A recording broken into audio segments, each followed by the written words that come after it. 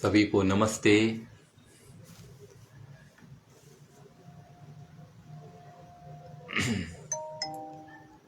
हम पुरुष सूक्त का व्याख्यान कर रहे थे और उसमें भी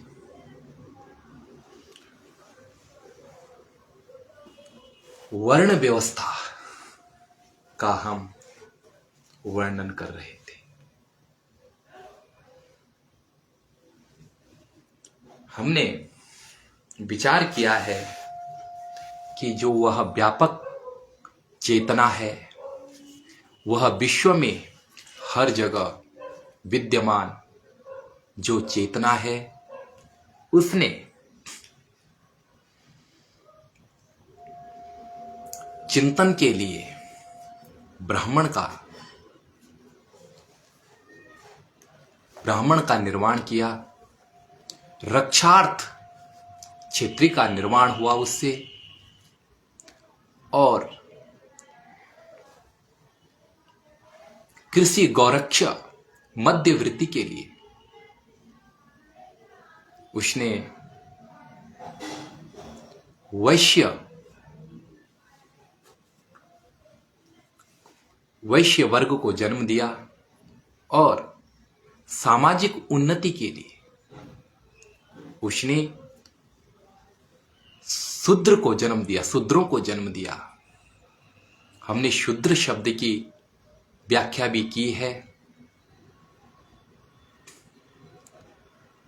तो ये जो वर्ण है यह उस परमात्मा से पैदा हुई। ध्यान देना, पैदा हुए, पैदा हो रहे हैं और पैदा होंगे।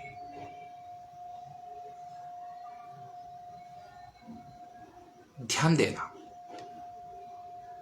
चिंतन प्रधान, चिंतन के लिए जो पैदा होंगे, जो पैदा हुए हैं या पैदा हुए थे, वे सारा वर्ग जन्म से नहीं कर्मों से जो पैदा हुआ उसका नाम ब्राह्मण था, जो शौर्य, शक्ति, श्रेष्ठतम नियमों को स्थापित करने के लिए जिसने अपने शौर्य को प्रदर्शित किया, वह समाज राजन्य वर्ग, राजा वर्ग पैदा हुआ, जिसे क्षेत्रीय भी कहते हैं।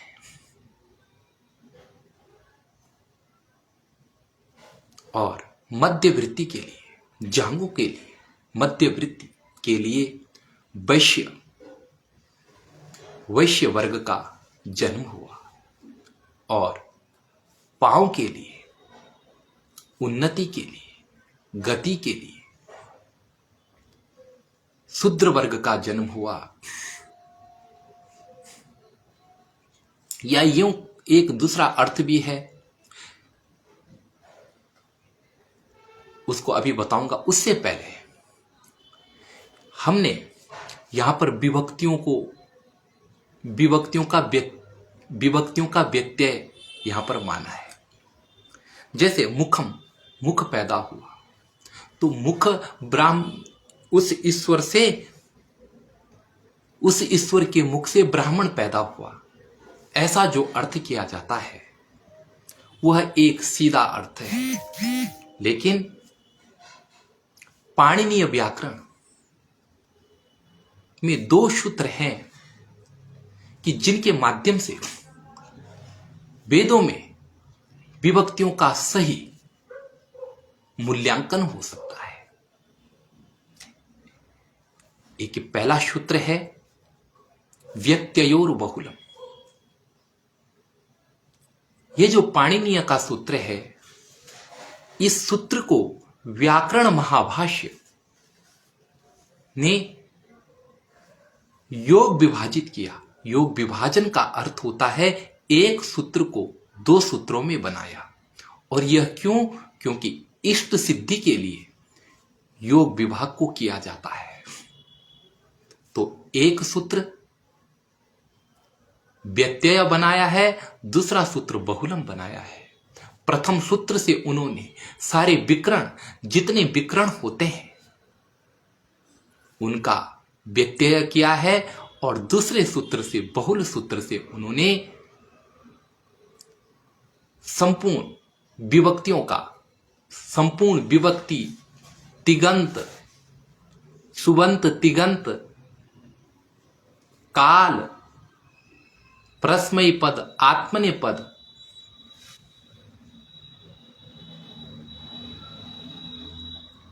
इन सब का व्यत्यय किया। अर्थात कहीं किसी सुबंत के स्थान पर दूसरा सुबंत, किसी विभक्ति के स्थान पर दूसरी विभक्ति आ जाती है।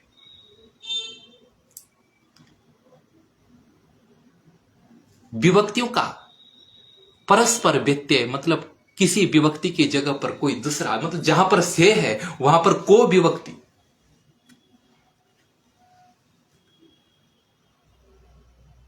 तो ये थोड़ा व्याकरण का नियम है। तो यहां पर मुखम का अर्थ हमने अर्थ किया है मुखाय, चतुर्थी विभक्ति को माना है।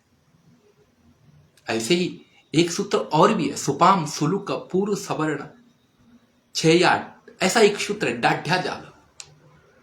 यह सूत्र भी, इस सूत्र में महाभाष्यकार ने लिखा है कि सुपाम सुप, सुपाम सुप इति वक्तव्य नहीं, हाँ, काशिका वृत्तिकार ने सुप की जगह पर सुबंतो, सुपाम सुप इति वक्तव्य, सुप के स्थान पर सुप कहना चाहिए। अर्थात सुप के जगह पर एक दूसरा सुप, एक ही सुबंत का प्रयोग हो सकता है। तो कहने का तात्पर्य है कि जो हम ये अर्थ कर रहे हैं यह व्याकरण सम्मत है, सीधा अर्थ हम नहीं कर रहे। अच्छा, तो ये तो व्याकरण की बात है। अब हम इसके थोड़ा सा दार्शनिक विचार में आते हैं। तो उस चेतना से संपूर्ण ब्रह्मांड पैदा हुआ, और जो ब्रह्मांड है,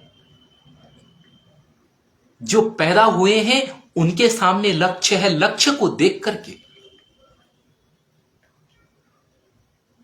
समाज में व्यक्ति पैदा होते हैं।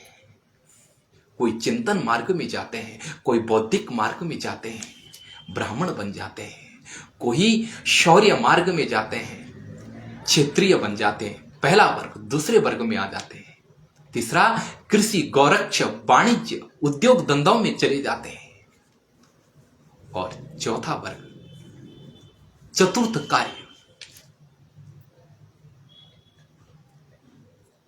में चले जाते हैं। सफाई, बहुत सारे, एक चतुर्थ वर्ग के लिए तो सबसे ज्यादा कार्य है,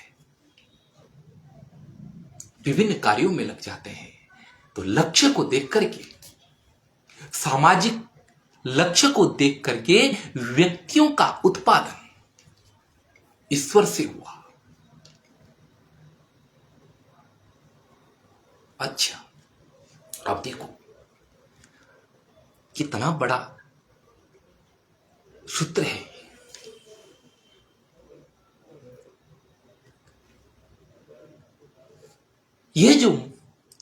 ये सब जो है, यह एक ही पुरुष के, एक ही पुरुष के अंग है।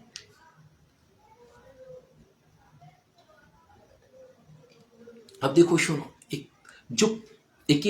तो जो अभी हमने व्याकरण सम्मत अर्थ लगाया, एक उसका सीधा अर्थ था। अगर सीधे अर्थ में भी जाते हैं तो भी बहुत ही उत्तम व्याख्या होती है, और अगर वैयाकरणिक अर्थ में जाते हैं तो भी उत्तम अर्थ की अभिव्यक्ति होती है। देखो, उस परमात्मा से ये पैदा हुए, ध्यान रखो, सबके साथ एक ही शरीर के ये सब अंग हैं। मस्तिष्क सोच चिंतन जो है वह हाथ के माध्यम से कार्य करता है। हाथ मस्तिष्क की रक्षा करता है, मस्तिष्क उसको सुदिशा देता है। परस्पर पूरक भाव, परस्पर देखिए, परस्पर संरक्षण का,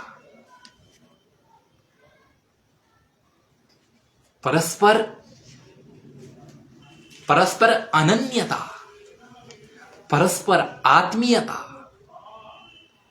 इन चारों अंगों के साथ जुड़ी हुई है। सबका कितना घनिष्ठ प्रेम है, सब में एकत्व बोध है। पांव पे चोट लगती है, उसकी सुरक्षा के लिए हाथ चले जाते हैं।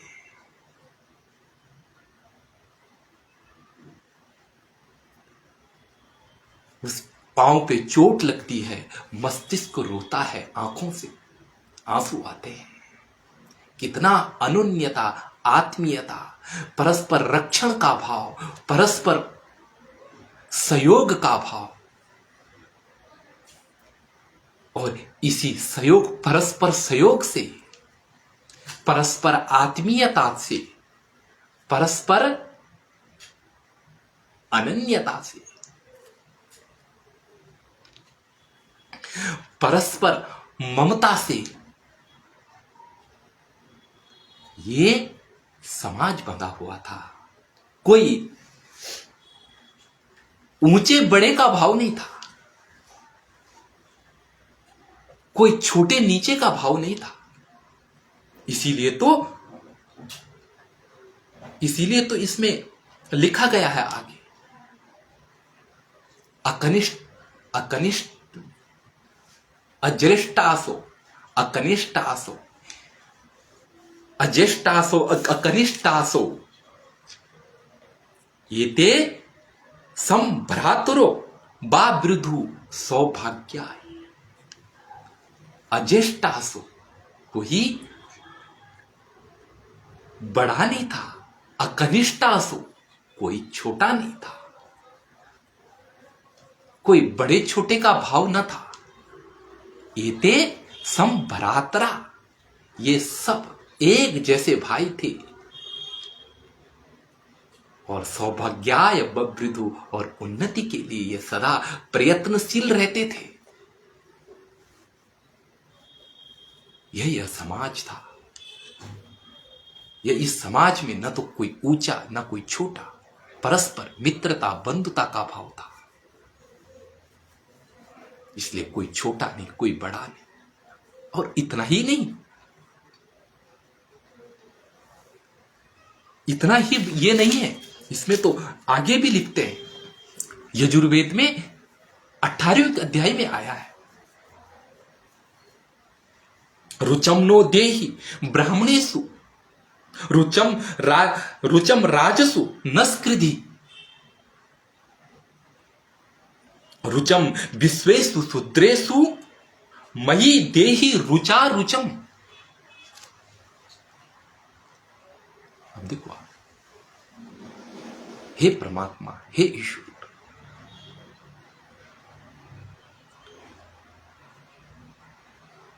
नो मैंने संस्कृत में न शब्द का अर्थ युष्माकम, हमारे, ब्राह्मणेषु, ब्राह्मणों में, रुचम देहि, प्रीति को दो। हम में आप प्रीति का, ब्राह्मण भी कहता है कि मुझ में क्या, आप प्रीति को भर दो ताकि मैं प्रीति कर सकूं।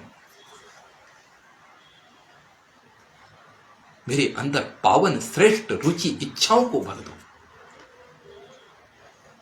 आगे लिखते हैं, रुचम राजसु नस्कृति नह राजेसु रुचम कृधि नह हम, नह मने अस्माकम, राजसु, हमारे राजाओं में, हम राजाओं में, रुचम कृधि ही, हमें क्या है, पावन रुचि, पावन इच्छा, पावन प्रीति, पावन प्रेम को भर दो ताकि हम प्रेम का विस्तार कर सके,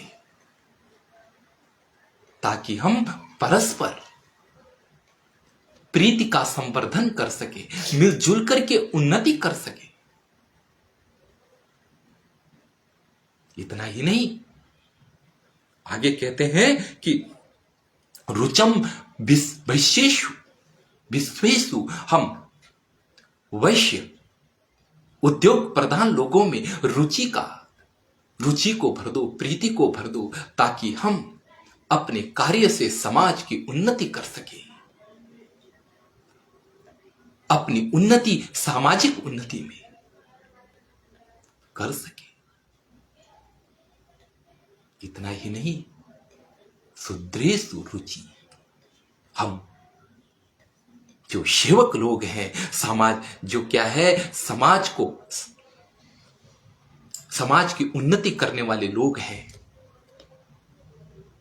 जो साफ सफाई से रहने वाले, साफ सफाई में लोगों को रखने वाले लोग, रुचि, हम में भी तुम प्रीति को भर दो, ताकि हम समाज में प्रीति का संवर्धन कर सके। इतना ही नहीं, मई शब्द भी यहां पर व्यत्यय अर्थ में है। मई मने हम सब में, अस्मासु लेना,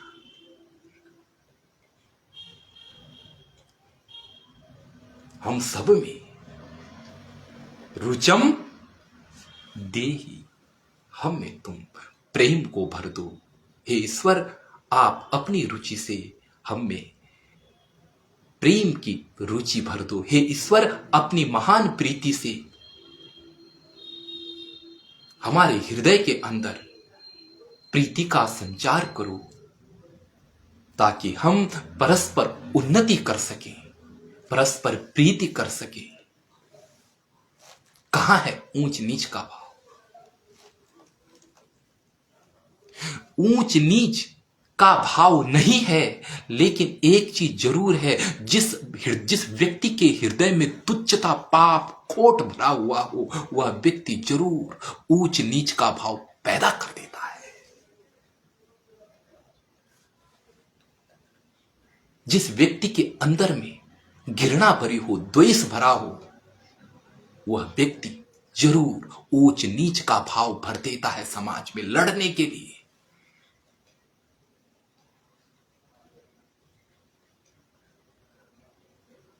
इसीलिए वेद की जो सोच है, वह पूरे विश्व में, पूरा विश्व इसी से ही नियंत्रित है। हर समाज में परस्पर प्रीति का भाव है। हर समाज में वर्ग बने हुए हैं, लेकिन वर्ग अगर लड़ने लग जाए तो समाज का विभाजन निश्चित है। समाज में फूट, कलह, द्वेष, समाज उठ नहीं पाएगा ऊपर। और अगर परस्पर प्रीति है, परस्पर संपोषण का भाव है, परस्पर रक्षण का भाव है,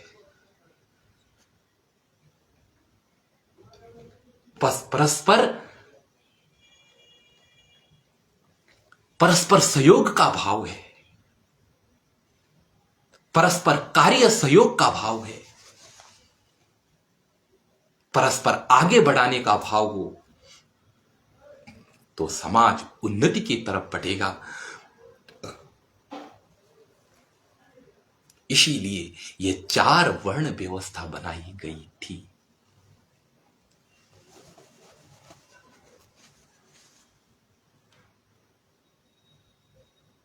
तो ये जो व्यवस्था है, इस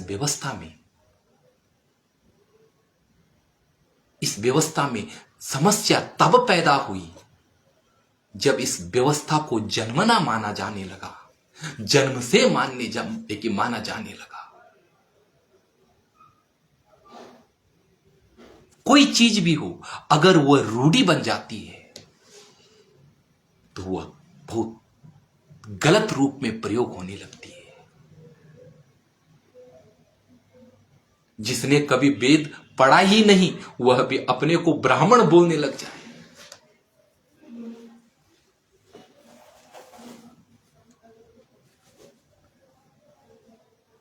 तो समस्या है। क्योंकि उसमें लोग विश्वास करेंगे, वो लोगों को भ्रमित करेगा।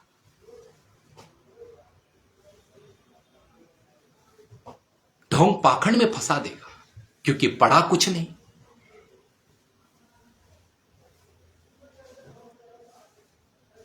इसीलिए जो ये पावन वर्ण व्यवस्था है, इसका हमने जन्मना विकल्प बना दिया है, यही पाप का मूल है।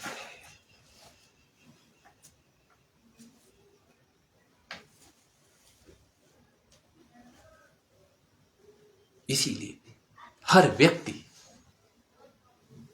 अपने कर्म से महान बनता है, अपने कर्म के कारण महान बनता है।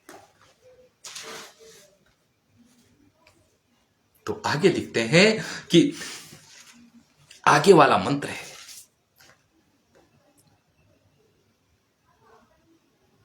जिसमें आगे भी बताते हैं और आगे भी हम इसी कर्म को रखेंगे।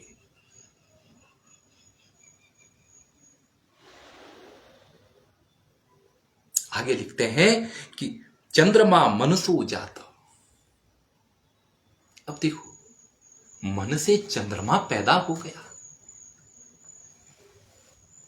मन से तो विचार पैदा होते हैं, कल्पनाएं पैदा होती है। अमूर्त, अमूर्त कभी स्वयं मूर्त नहीं हो सकता है।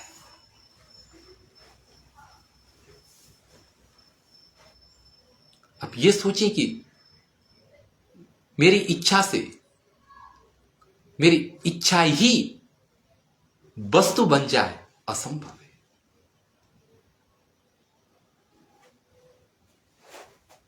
तो यहां पर भी पहले के जैसे अर्थ करना होगा, क्योंकि एक नियम है कि शब्द कर्म से अर्थ कर्म बलवान होता है, लेकिन विभक्ति कर्म से अर्थ कर्म भी बलवान होता है। अर्थ कर्म के अनुसार विभक्तियों को रखना पड़ेगा। तो यहां पर अगर इस प्रकार अर्थ करते हैं तो बहुत ही अच्छी उन्नति होती है कि उस ईश्वर से मनसह, माने मनसह को चतुर्थी में भी देखिए बदल दे, मन से माने मन के लिए चंद्रमा जाता, उस ईश्वर से ही, उस परमात्मा से मन के लिए, मन विभक्ति को बदलना पड़ेगा, मन के लिए चंद्रमा पैदा हुआ। अब चंद्रमा क्या है? सौंदर्य की मूर्ति है, चंदी, आह्लाद अर्थ। उस परमात्मा से मन के लिए सौंदर्य पैदा हुआ, चंद्रमा पैदा हुआ। आज सौंदर्य के अर्थ में भी कभी लोग चंद्रमा की उपमा देते हैं। उस परमात्मा ने सौंदर्य विस्तार, मन के लिए सौंदर्य का वर्णन किया, और चक्षु के लिए उसने सूर्यो अजायत, चक्षु के लिए उसने सूर्य को बनाया।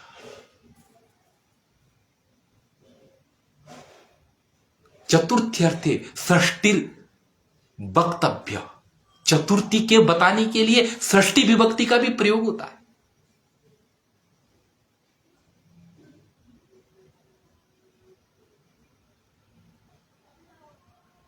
उस परमात्मा ने आंखों के लिए तेज को बनाया, प्रकाश को बनाया, ताकि आंखें सही निरीक्षण कर सके, मन प्रीति से सौंदर्य की प्रीति में भर जाए और नेत्र जो है वह सूर्य के प्रकाश में देख सके। नेत्रों के साथ प्रकाश का संबंध जोड़ दिया, मन के साथ सौंदर्य का संबंध जोड़ दिया और श्रोत्रात् वायु, और श्रोत्र के लिए उसने वायु को पैदा किया। अब ध्यान देना, वायु और दूसरे उसके बाद आता है प्राणश्च। अब लोग कहते हैं कि श्रोत्र से वायु और प्राण पैदा हुए, नहीं, ये अर्थ नहीं बनता। श्रोत्र के लिए वायु माने, वायु क्या है? तरंग रूपा। शब्द जो होते हैं तरंग रूप होते हैं। जब आप कोई चीज बोलते हैं तो वह शब्द तरंग का रूप ले लेते हैं और हवा में तैरते हैं, हवा में एक स्थान से दूसरे स्थान पर जाते हैं। उस ईश्वर ने कानों के लिए हवा रूपी तरंग का, हवाओं में तरंग का निरूपण किया।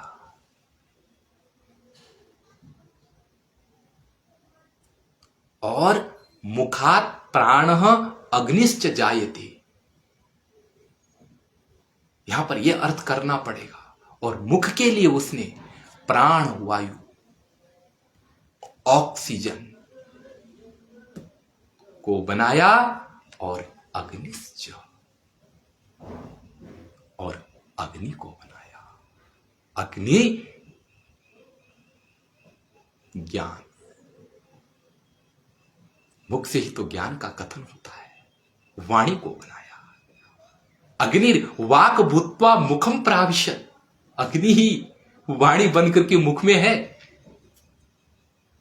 उपनिषदों में भी आया है।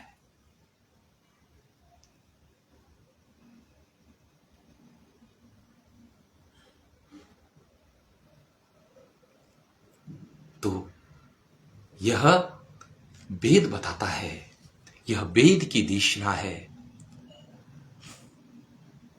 सबको जोड़ करके चलने की, सबके साथ प्रीति का भाव बनाने की।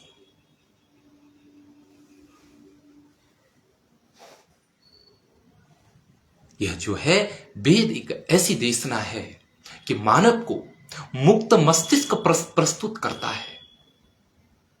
मानव को सोचने की क्षमता के लिए अपने पावन वेद, पावन मंत्रों को प्रस्तुत करता है। इसीलिए वैदिक साहित्य जो है वह ईश्वरकृत साहित्य माना जाता है। अपौरुष, इसको अपौरुषेय कहा जाता है, क्योंकि मनुष्यकृत जो भी होगा, मनुष्य ने जो कुछ बनाया होगा, उसमें कुछ ना कुछ स्वार्थ होगा। वह निस्वार्थ नहीं हो सकता। लेकिन जो वेद के ज्ञान है वह, उसमें अपना कोई स्वार्थ नहीं, जो जैसा है वह वैसा है, उसका वैसा कथन है। इसलिए निस्वार्थ है, इसलिए इसे अपौरुषीय कहा जाता है।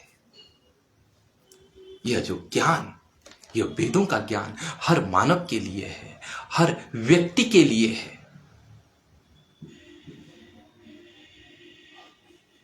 यह सत्य विद्याओं का संग्रह है।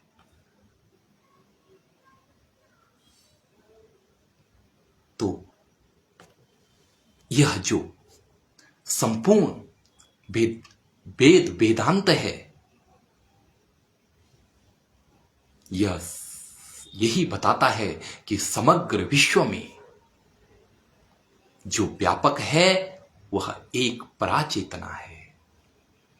आध्यात्मिक क्षेत्र में यह वेद यही बताता है कि संपूर्ण विश्व अपनी आत्मा से पृथक नहीं है। संपूर्ण ब्रह्मांड एक ही शक्ति से संचालित है।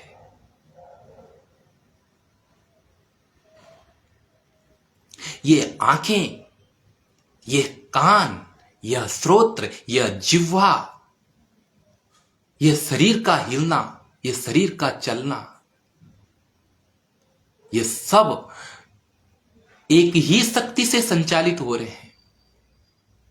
ये अनंत ब्रह्मांड की जो शक्ति है यह इस शरीर के अंदर है। जो इस शरीर के अंदर है वह उस पूर्ण ब्रह्मांड के अंदर है। पूर्ण विश्व, सूर्य, चांद, सितारे, जितने भी ग्रह नक्षत्र हैं सब इसी शक्ति से संचालित हैं और उसी शक्ति से यह संचालित है। कोई भेद नहीं।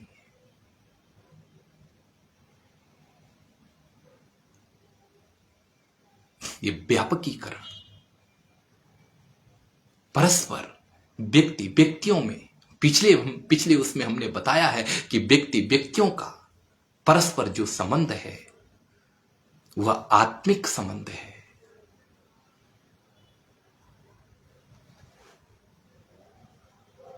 वह अपनी चेतना का संबंध है। इसलिए जो आपको बुरा लगता है, जिसमें आप बुरा महसूस करते हैं, वह दूसरे को भी बुरा लगता है।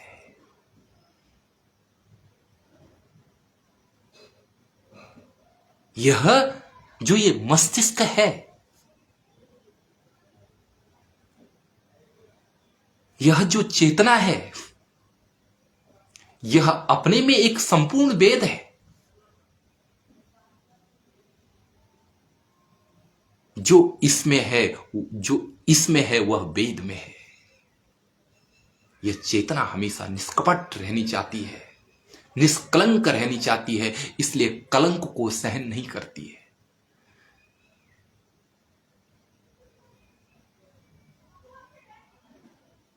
अगर आपको यह लगता है कि यह गलत है तो उसे रोक दो अपने अंदर, मत उसका व्यवहार करो। यह पता तुम्हें खुद अंदर चल जाता है। कर्म का सिद्धांत यहीं से आरंभ होता है। श्रेष्ठ कर्मों का सिद्धांत यहीं से आरंभ होता है कि जो गलत है उसको तुम्हारी आत्मा पहले ही गलत कह देती है। आवाज सुनो, मत करो उसे। स्वार्थ के जाल पर फंस करके, लोभ के अधीन होकर के लोभ की आवाज को मत सुनो, आत्मिक आवाज सुनो।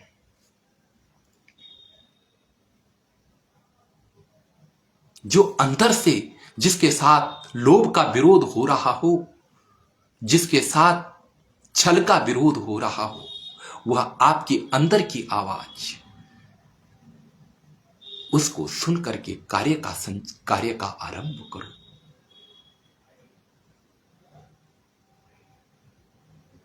तो आपके श्रेष्ठ कार्य होंगे जिसमें भय ना हो, जिसको करने में भय ना हो, संकोच ना हो।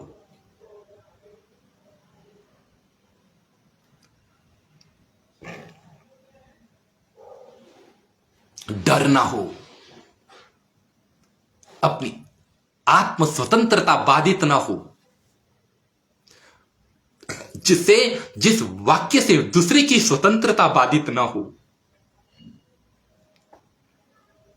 वह सत्य विचार आत्मा से उठा हुआ उपदेश है।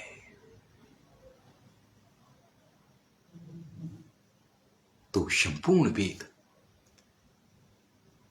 उस परमात्मा से निकला हुआ है। अभ्रांत सोच है।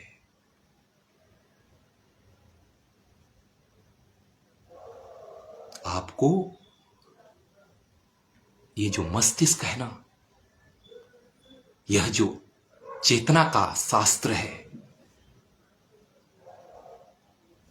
वह प्रत्येक क्षण अपने लेख तुम्हें प्रस्तुत करता रहता है। हर मोड़ पर तुम्हें तुम्हारा साथी बनकर के खड़ा है। ये तुम्हारी अहंकार की सृजना नहीं है। तुम क्या हो? जो तुम हो वह तुम्हारा बना रखा है। जो तुम नहीं हो वह ईश्वर का बना रखा है। तुम्हारा केवल एक अहंकार को बना के रखा है, एक छल को बना के रखा है, एक स्वार्थ को बना के रखा है। इससे निकलोगे, वेदांत में प्रवेश पाओगे, वेद में प्रवेश पाओगे, परमात्मा की अखंड चेतना में प्रवेश पाओगे। तो आज अपनी वाणी को मैं यहीं पर विराम देता हूं। सभी को शुभ रात्रि, नमस्ते।